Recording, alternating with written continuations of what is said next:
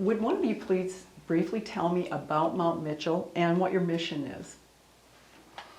Mount Mitchell was started as an homage and remembrance of the Beecher Bible and Rifle Colony, which moved here in 1856 in the run-up to the Civil War. They were a group of highly educated Connecticut folks, and their leader was Reverend Ward Beecher, who was a very charismatic minister at Christ Church in Brooklyn that Abraham Lincoln attended once in a while. There was a strong abolitionist movement at that time, and part of it was sparked by his sister, Harriet Ward Beecher, who wrote the book that arguably helped the abolitionist movement in the North, and that was Uncle Tom's Cabin.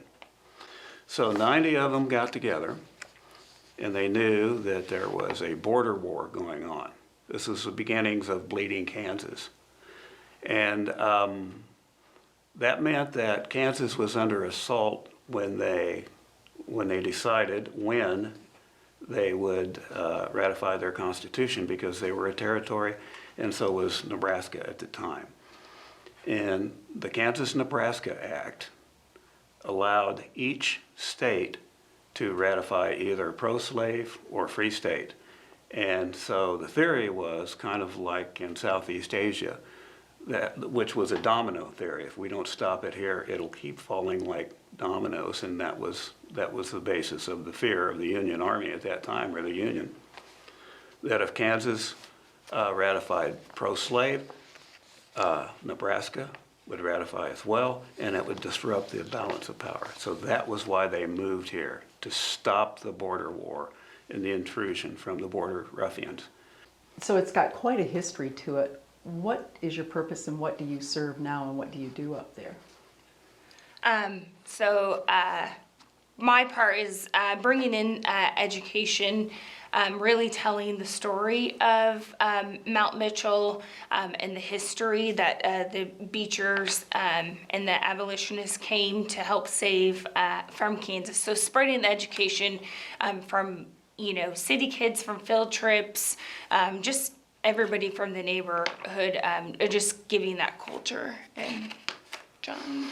That's true. Christian gives us a neat perspective and a unique perspective. She's the youngest board member, so she's got the energy that we're losing. No, we're not. But yeah, education is the primary goal.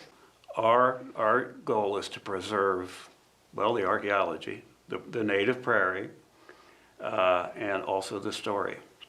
And in the telling, we can cover lots of different features of the Flint Hills, but mostly the story of the bravery of the early people that arrived here and formed the Beecher Bible and Rifle Colony. Christian, why are you involved with the organization? So I have actually recently moved out there. I actually live 3 miles and had just bought a house 3 or 4 miles from Mount Mitchell. So just through meeting my neighbors and everything, we really started to talk about the history of Beecher Bible and Mount Mitchell. And kind of like I said, I'm from Manhattan, so right up the street, and I never knew about that history. And so listening to Michael and John and Nellie and some of the other board members tell the story, and then actually going out there and seeing the view, it really was breathtaking and inspiring, that it was a part of history that I felt like we were losing, that I felt compelling to join the board to kind of keep telling that story to not only my generation, but to like my daughter's generations and beyond. So We get asked, well, why are you participating in an Emporia match day when you're Wabaunsee County? This is not a Wabaunsee County story. It's not even a Kansas story. This is a piece of history that belongs to the entire nation. And soon we will be on the National Historical Register as well.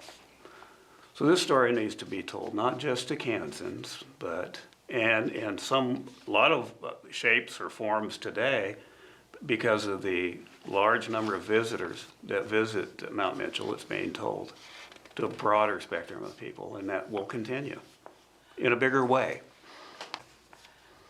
And what are your goals for the near future with Mount Mitchell? So of course, paying off the mortgage and then expanding the trails, building an ADA path, and then also the visitor center, expanding on that too. So Why is it important for Mount Mitchell to participate in Match Day? Well, we want to, expanding on what I said a minute ago, we want this to be a statewide inclusive project so that people feel that they can be part of this. And when, there will probably be generations that follow us that will finish these plans and projects that we have. But it will be a world-class place to stop and see and learn and feel.